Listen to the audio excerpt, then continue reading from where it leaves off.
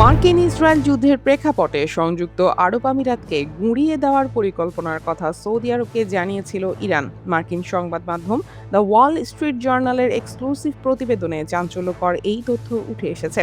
প্রতিবেদনে বলা হয়, সৌদি আরব ও ওমানকে ইরান জানায় যে তারা আমিরাতকে আক্রমণের লক্ষ্যবস্তু করতে চায়।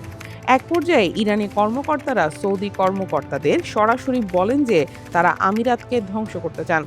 সৌদি ও ইরানের কর্মকর্তাদের মাঝে এই আলাপচারিতা কখন হয়েছিল তা স্পষ্টভাবে জানা যায়নি। তবে ওয়াল স্ট্রিট জার্নাল বলেছে, সৌদি কর্মকর্তারা ইরানের এমন বিধ্বংসী ভাষার ব্যবহারে অসম্মতি প্রকাশ করেন। মধ্যপ্রাচ্যে সৌদি আরব ও আমিরাতের মধ্যে সম্পর্ক দীর্ঘদিন ধরেই উত্তেজনাপূর্ণ। আমিরাত সম্প্রতি ওপেক থেকে বের হয়ে যাওয়াও সেই উত্তেজনা বাড়ার সর্বশেষ উদাহরণ। মিডল ইস্ট আই জানিয়েছে, ইরান যুদ্ধ সৌদি ও আমিরাতকে কাছাকাছি টানার বদলে আরও দূরে ঠেলে দিচ্ছে। এই দুই দেশেরই আঞ্চলিক প্রভাব বিস্তারের উচ্চাকাঙ্ক্ষা রয়েছে এবং এর অনেক ক্ষেত্রেই উভয়ের অবস্থান বিপরীত মেরুতে। ইরানের বিরুদ্ধে যুদ্ধ শুরু হওয়ার ঠিক আগেই ইয়েমেনে আমিরাতের মিত্রদের ওপর হামলা চালিয়েছিল সৌদি আরব। সুদানের গৃহযুদ্ধেও দেশ দুটি বিপরীত পক্ষকে সমর্থন দিচ্ছে। ইরান যুদ্ধের মাঝেও এই দুই দেশ একে অপরের বিরুদ্ধে কৌশল অবলম্বন করা থামায়নি। মিডল ইস্ট আইয়ের প্রতিবেদনে বলা হয়েছে, সৌদি আরবের অর্থায়নে পাকিস্তান থেকে আসা অস্ত্রের চালান গত মার্চ মাসে পূর্ব লিবিয়ায় খলিফা হাফতারের কাছে পৌঁছাতে শুরু করেছে। হাফতারের বাহিনীকে সংযুক্ত আরব আমিরাতের প্রভাব বলয় থেকে বের করে আনার চেষ্টা করছে সৌদি।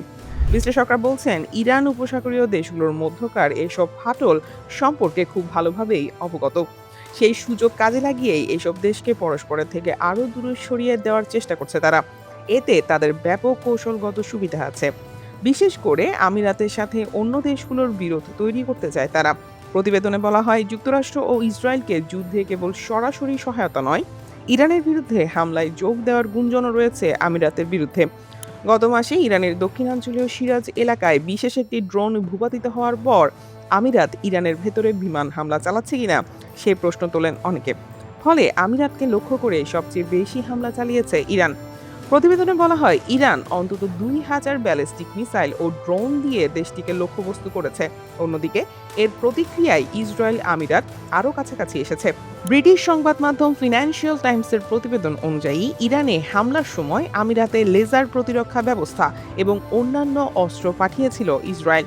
ওয়াল স্ট্রিট জার্নালের প্রতিবেদনে বলা হয়েছে, সংযুক্ত আরব আমিরাত ইরানের বিরুদ্ধে হামলা চালিয়ে যেতে যুক্তরাষ্ট্রের কাছে প্রকাশ্যে ও গোপনে তদবির করেছে এবং পাকিস্তান যাতে যুক্তরাষ্ট্র ও ইরানকে আলোচনার টেবিলে আনতে না পারে সেই চেষ্টাও করেছে।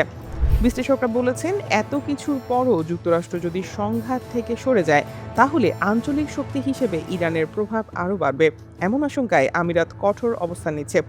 এমনকি আমিরাতের পররাষ্ট্রমন্ত্রী শেখ আবদুল্লাহ বিন জায়েদ যুক্তরাষ্ট্রকে জানিয়েছেন, এই যুদ্ধ দীর্ঘ সময় ধরে চলার জন্য তারা প্রস্তুত। News desk, দুতিয়াল।